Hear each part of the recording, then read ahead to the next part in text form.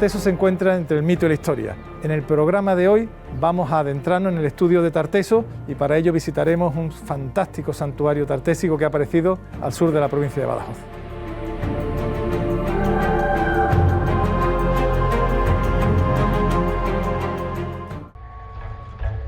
Fragmentos.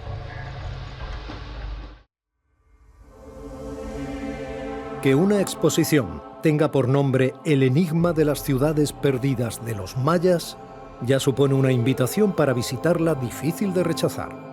Y si es en el Museo Arqueológico de Alicante, mucho más. El hecho de trasladar un universo tan absolutamente diferente del europeo al interior de un museo y que los espectadores puedan sentirse envueltos por los ecos de una selva lejana en todo, es un reto encomiable. Mayas es una propuesta que se plantea en una plataforma europea de museos en la que se integra el MARC y en la que a través de Nikolai Grube, que es el especialista de la Universidad de Bonn en mayas, sobre todo en desciframiento de jeroglíficos mayas, y que está en estos momentos dirigiendo proyectos de investigación y de excavación en Guatemala, propone en un encuentro, como digo, de museos a nivel europeo la posibilidad de traer unas colecciones tan fantásticas como las que se pueden disfrutar en sala de procedencia guatemalteca. Una exposición es la historia que narra. Los espacios elegidos y los ambientes creados son fundamentales para tal propósito. Estamos en la sala en la que queremos contar un poco el inicio de ese mundo maya, el periodo preclásico y sobre todo la segunda sala y buena parte de esta forma parte del periodo clásico, que digamos es un periodo que estaría entre el 250 después de Cristo hasta el 950, que es cuando teóricamente se produce el famoso colapso, donde la civilización maya desaparece y da paso a lo que sería la época posclásica, que es lo que los españoles digamos van a recibir o van a llegarse al llegar a la zona del Yucatán. Nosotros fundamentalmente hemos estructurado lo que eran los pasillos, las zonas exteriores a las salas, donde queríamos explicar lo que era la selva, el inicio de la creación del mundo maya. Como cuenta el Popol Vuh, el mundo maya se crea desde la oscuridad, crea los valles, las selvas y los ríos. Y hemos querido un poco mostrar en los pasillos esa estructura. Y en el interior ir mostrando primero las arquitecturas, el exterior, con las arquitecturas y esas pirámides tan características, mezclado con las pinturas de San Bartolo como elementos interiores de esa exposición. Y en la siguiente sala, al contrario, una presentación de la arquitectura interior con las bóvedas mayas, pero vestidas con esas telas enormes con la selva guatemalteca. La idea principal viene de nuestro contacto con el diseñador de la muestra, con Ángel Rocamora, que es quien ha diseñado, quien ha pensado junto con nosotros la idea de estas estructuras un poco que ambienten, ¿no? Que introduzcan aquello que no podemos traer, que está en Guatemala y meterlo dentro de las salas para que, digamos, hagan de conjunto de vitrina, ¿no? Para que envuelva las piezas que formaban la exposición. El dios de la lluvia, los feroces guerreros o los sofisticados quemadores de incienso son parte de los fondos trasladados bajo el signo del jaguar. La exposición se compone de 211 piezas, de las cuales 196 proceden de Guatemala, entre el Museo Nacional de Arqueología y Etnología de Guatemala, el MUNAE, la Fundación Ruta Maya y la colección Nerea Herrera. Y después hemos traído 15 piezas procedentes de museos alemanes, sobre todo del Museo de Antropología de Colonia y del Museo de Etnología de Berlín, que digamos cerraban ese conjunto tan extraordinario de piezas que hemos traído. El mundo de los mayas es extraño. Desde una mirada eurocéntrica cuesta mucho imaginar la génesis de las magníficas ciudades que parecen haber brotado del corazón de las tinieblas de la selva centroamericana. Sobre todo el periodo clásico tiene un patrón común.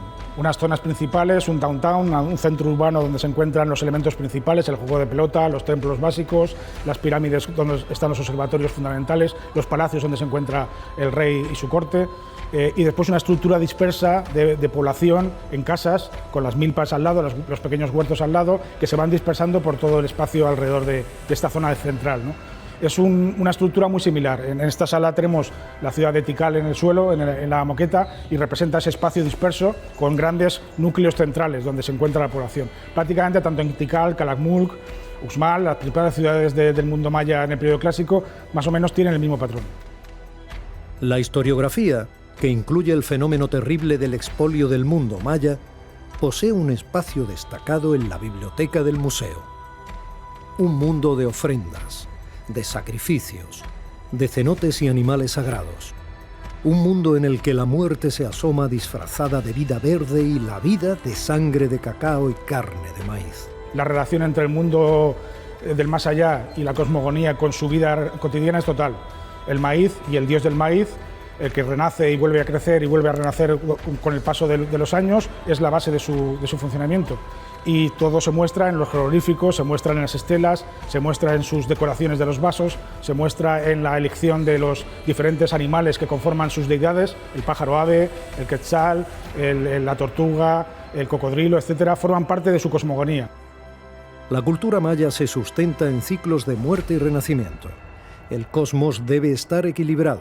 Como dijera Borges, es un jaguar que mide con secretos pasos iguales el tiempo y el espacio del cautiverio. Hemos querido también desmitificar ciertas cuestiones respecto, por ejemplo, al famoso final del Baktum del 2012, ¿no? El fin del mundo, ¿no? Bueno, no está el fin del mundo. El Baktum lo que explica, la cuenta larga lo que viene a explicar es que es un fin del ciclo. Ese fin del ciclo está vinculado a la creación, recogida y crecimiento del maíz, que es el eje fundamental de la vida de los mayas. Entonces, realmente el 2012 no es un final del mundo, es un final del ciclo. Y ahora estamos en la 14ª cuenta del Baktum, con lo que hemos empezado nuevamente el ciclo renovador, como el maíz comienza cuando vuelve a plantarse y vuelve a crecer.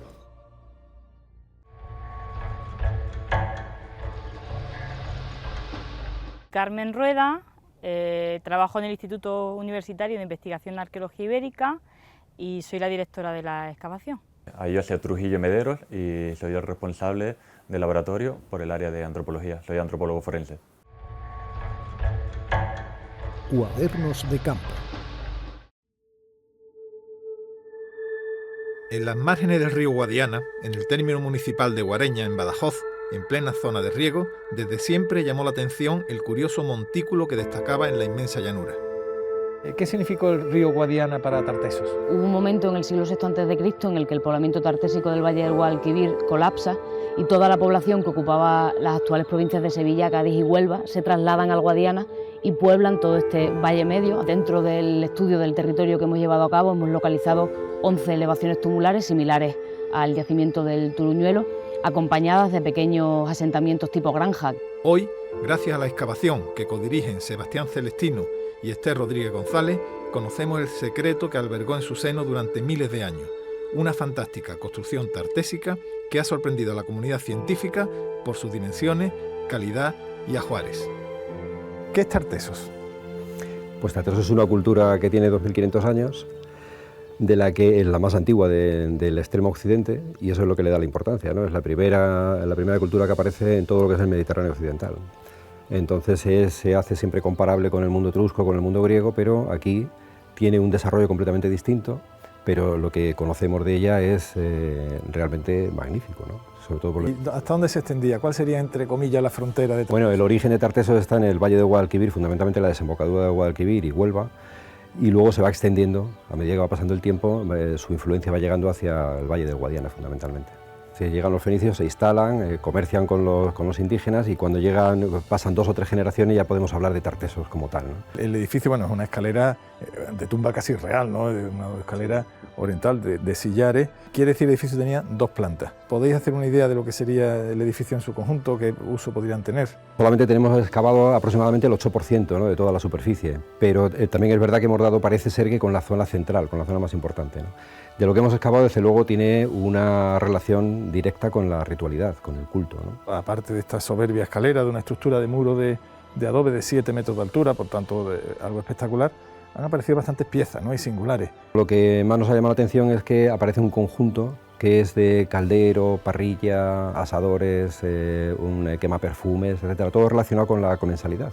Y todos estos bronces, que se conservan en un buen estado todavía, ¿no?, que se están restaurando en estos momentos, ¿no?, nos dan una idea de la importancia que tuvo el ritual en ese último momento. Muchos de los bronces aparecen asociados como en Canchorroano al mundo del caballo, ¿no? Sí, aquí el caballo sigue siendo también fundamental como en Canchorroano. Lo que pasa en Canchorroano, lo que sabemos de los caballos, que había 11, fueron sacrificados con las cabezas cortadas, ¿no? Aquí no, aquí aparecen los que tenemos excavados, los que han aparecido, aparecen enteros, ¿no?, en posición anatómica, y aparecen con sus arreos puestos, los bocados de caballo, etcétera.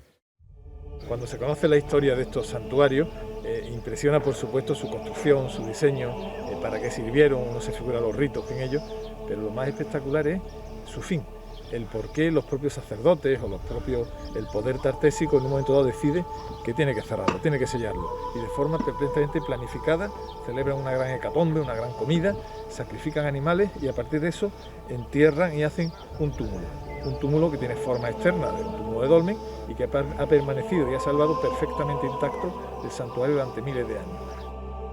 En un momento determinado del proceso comienzan a rellenar las habitaciones y a colmatarlas con los propios elementos constructivos que forman la construcción, hasta que finalmente, y todo inserto dentro de un incendio, construyen una capa que es lo que le da la similitud de un pequeño túmulo a partir de ladrillos de adobe amarillo que sellan por completo la construcción. Lo que resulta muy curioso que destruyen y entierran el edificio dejando los ajuares dentro. Es un elemento curioso porque dejan los elementos y el proceso de ocultación de estos edificios es un proceso prolongado porque la extensión de la edificación es muy grande, pero creemos que eso entra dentro del proceso de ritualidad. ¿Cuándo estimáis que fue construido el santuario, el edificio, y cuándo destruido? ¿Qué tiempo de vida tuvo? La imagen final que tenemos del banquete y donde documentamos la cerámica griega nos permite fechar el abandono del edificio en el siglo V a.C. El sellado del santuario fue tan perfecto que logró que el yacimiento llegara intacto hasta nuestros días. La capa de arcilla y los cantos rodados impidieron incluso que los agricultores pudieran labrar en profundidad sobre el túmulo. Empezamos la excavación haciendo un sondeo en el punto más alto del túmulo, que coincidió justamente con esta habitación. Entonces, al ampliarla, apareció, lo primero fue la bañera. Esta habitación que es el Sancta Sanctorum, el elemento principal. Exactamente, es una habitación enorme de 70 metros cuadrados que es inédita, ¿no?, en el mundo tartésico, una habitación de estas dimensiones. Y bueno, al dar con la bañera vimos que estábamos ante un lugar de gran importancia, ¿no? Luego ya cuando aparece el altar en forma de piel de toro en el centro, ¿no?, haciendo de eje de la habitación y los bancos corridos al lado, bueno, nos damos cuenta que era una habitación principal. Vamos a empezar a analizar algunas piezas, porque realmente la bañera fue un descubrimiento, una conmoción, ¿no? Cuando aparece bañera o sarcófago o... Nosotros le llamamos sarcobañera, porque no nos ponemos muy de acuerdo si es un sarcófago o es una bañera. Evidentemente cabe una persona en su interior, pero no apareció ningún resto. Es decir, de los análisis que se hizo no había nada, con lo cual seguramente contendría agua. La bañera, el problema que tiene es que no tiene un desagüe. Seguramente lo que han hecho ha sido una gran caja de madera, lo han rellenado todo de este mortero y luego lo han bajado, ¿no? Incluso se ven todavía las señales de los dedos de haber moldeado el sarcófago, ¿no? O sea, estamos hablando de una técnica constructiva que para el mundo tartésico realmente es muy vanguardista, ¿no? Se creía que esta técnica no llega hasta el mundo romano.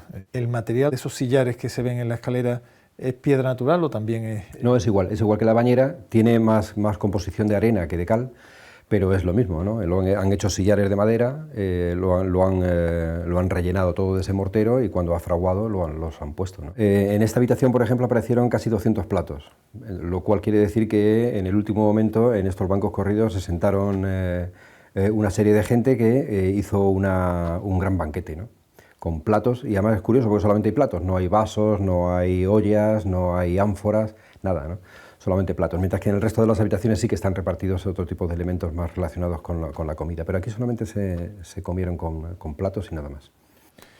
En las habitaciones hemos subido por la escalera, está orientado, como bien decías, al este, por tanto el sol en el equinoccio entra hasta el fondo, y hay dos habitaciones, habéis excavado la habitación sur. La habitación sur es riquísima, ciertamente, ¿no? No es una habitación ya tan grande, es más pequeña, pero es donde aparecen todos los elementos relacionados con la comensalidad, ¿no? Se ha hecho un gran banquete donde aparecen todos los elementos relacionados con ese banquete y todos en bronce.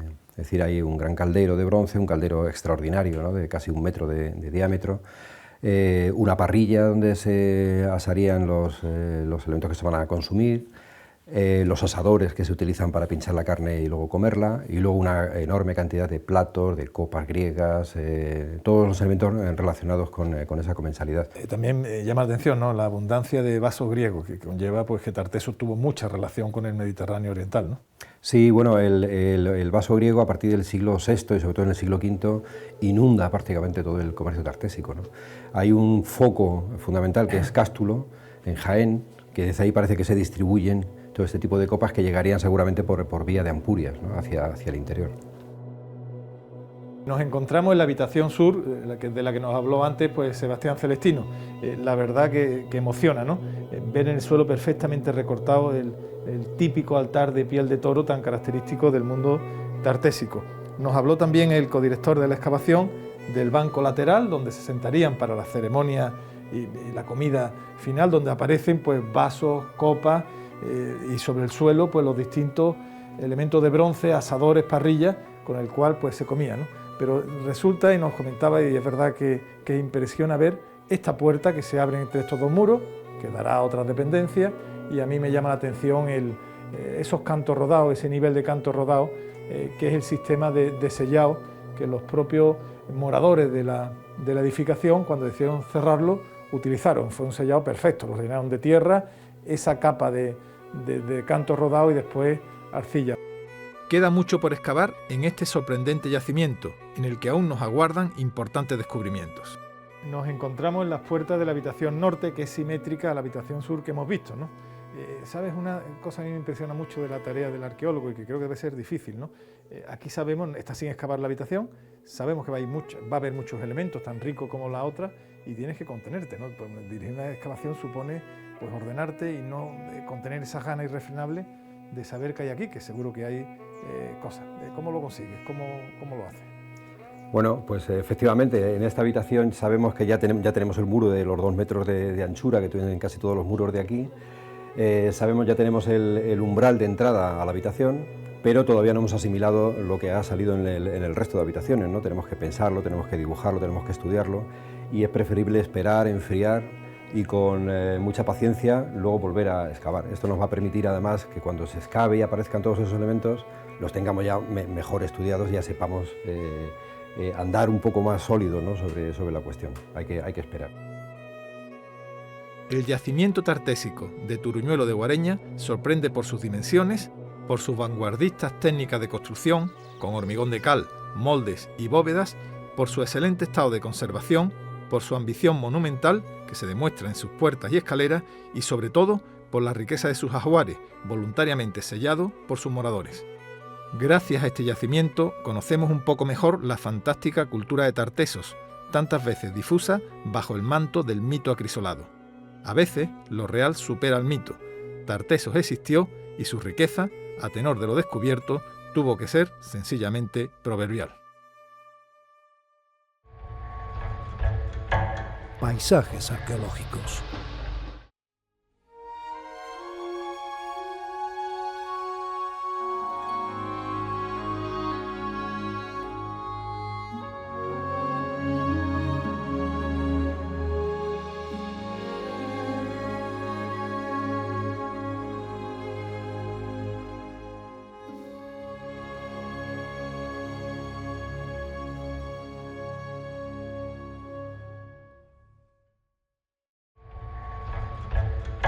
Historias de la arqueología.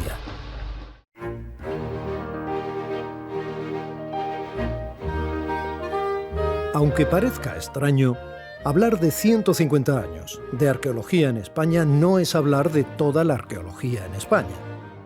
Hay que tener en cuenta que desde el Renacimiento los interesados por los vestigios materiales que el transcurso de los siglos dejaba en el paisaje fueron unos pocos. Incluso antes, si nos remontamos a eruditos como San Isidoro de Sevilla. Y es que la curiosidad por el pasado es una constante que late en las mentes inquietas. El Renacimiento nos dejó aproximaciones como en Antequera con la llamada Cueva de Menga, el Dolmen de Menga, o en Mérida con su patrimonio romano. Muchas construcciones asomaban en el paisaje urbano o en el rural, implorando el interés de estudiosos que salvaran su memoria. Entre los primeros aficionados se hallan con frecuencia clérigos y nobles.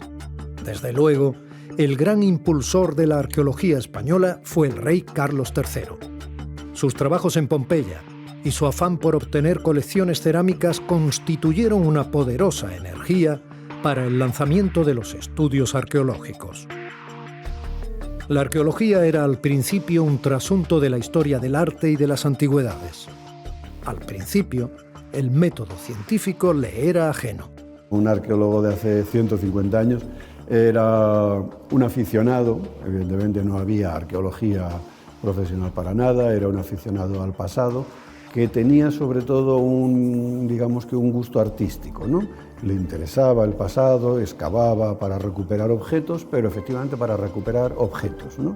El Museo Arqueológico Nacional se funda en 1867, hace 150 años, y se convierte desde sus inicios en catalizador de la arqueología española. El mismo año se instituye el Cuerpo de Anticuarios del Estado, el verdadero germen de los estudios de arqueología y de conservación patrimonial. Esta efeméride ha sido aprovechada por el Museo Arqueológico Nacional para realizar una gran muestra en la que han participado 68 museos con aportaciones de sus fondos.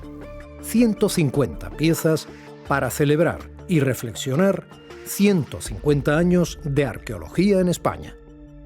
El reto, y esa era una idea ya que venía dada, era contar la historia de 150 años de cómo la arqueología española ha evolucionado a través de 150 objetos o conjuntos que simbolizaran de alguna manera el desarrollo de esa historia. Su lema es el poder del pasado. El poder del pasado realmente lo que trata de hablar, de lo que trata de explicar, es cómo la arqueología en estos 150 años ha ayudado a comprender el pasado trayéndolo al presente, o sea, haciéndole formar parte de nuestra identidad. Hay piezas y hay discurso, porque como cada exposición, esta es también una historia, ni más ni menos que la de nuestra arqueología. La idea original a la que yo he intentado mantenerme fiel es que en definitiva es una exposición historiográfica para contar no solo los 150 objetos, sino cómo la arqueología ha ido cambiando en el estudio, en el análisis de esos objetos, para lo que nos hemos valido pues escasamente de las decoraciones que aparecen en los dinteles, en la parte alta de las salas, de los propios carteles, de los dioramas que hemos hecho tratando de reproducir cómo eran 3 excavaciones tipo de cada periodo, y con todo eso hemos tratado de contar esa historia del desarrollo de la disciplina. Tenemos la suerte de poder contextualizar algunas de las piezas expuestas porque han sido halladas recientemente y su estudio científico ha sido del máximo nivel. Tal es el caso de la diadema de la Almoloya, el tesoro de Villena o el puñal de cristal de roca de Valencina de la Concepción son otros casos que pueden ser vividos muy de cerca, con toda intensidad. Una exposición de esta índole tiene también la virtud de llevarnos de época en época, como si de una prodigiosa máquina del tiempo se tratara. Así, podemos regresar a los salones de Al-Ándalus o a la corte visigoda en un abrir y cerrar de ojos. Cualquier acción que inspire nuestro intelecto y nuestros sentidos es encomiable en sí misma.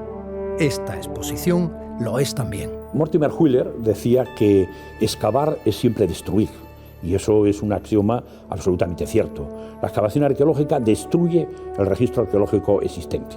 ¿Cuál es la diferencia? Porque las excavaciones de mediados del 19, del último tercio del 19, claro, eran muy destructivas, como bien indicas, en la medida en que recuperaban materiales arqueológicos, pero no documentaban los contextos. Es decir, lo que importaba eran las piezas que había en las tumbas o en las casas, pero no se documentaban los contextos en los que esas piezas aparecían. Y evidentemente eso es una pérdida irreparable de registro arqueológico, porque lo excavado está perdido ya para siempre.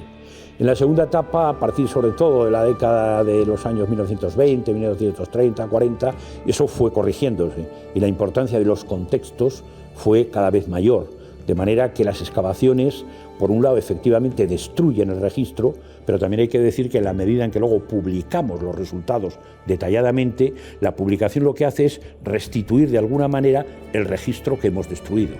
Por eso la exposición termina con una expresión que he querido recalcar, que es de alguna manera que excavar y hacer arqueología es publicar conocimiento sobre el pasado. La evolución de los métodos y fines de la arqueología en España ha sido equiparable al de otras ciencias. La arqueología española yo creo que ha ido creciendo. O sea, en la primera etapa, hasta 1912, probablemente, y sin probablemente, estábamos algo retrasados respecto a lo que se hacía en Europa. Eso no quita, por ejemplo, para genialidades como la de Marcelino Sáenz de Soltuola con la afirmación y la defensa de la cronología paleolítica del arte de las cuevas del suroeste de Europa, algo extraordinario.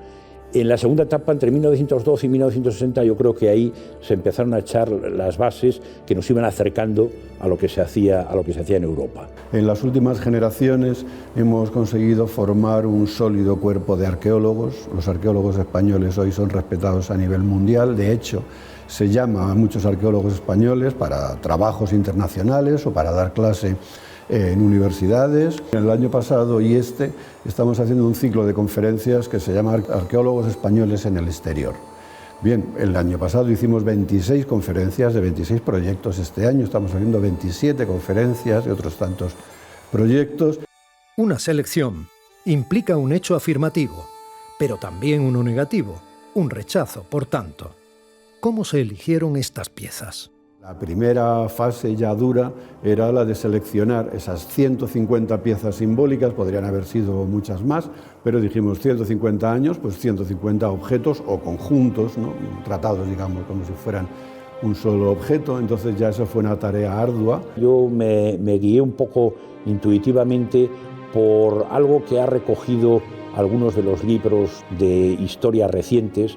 Hay uno muy interesante de Lucena Giraldo, que se titula algo así como España contada en 82 objetos, que me sirvió de idea para ver cómo efectivamente los objetos arqueológicos cuentan historias, son testigo de la investigación que se hizo en cada época y en algunos casos llegan a constituir casi iconos del pasado nacional. La idea ha sido mezclar un poco también piezas de toda índole, es decir, piezas que hacen referencia a enterramientos funerarios, que hacen referencia a grandes personajes de época histórica, y al lado colocar también piezas pues, de la vida cotidiana.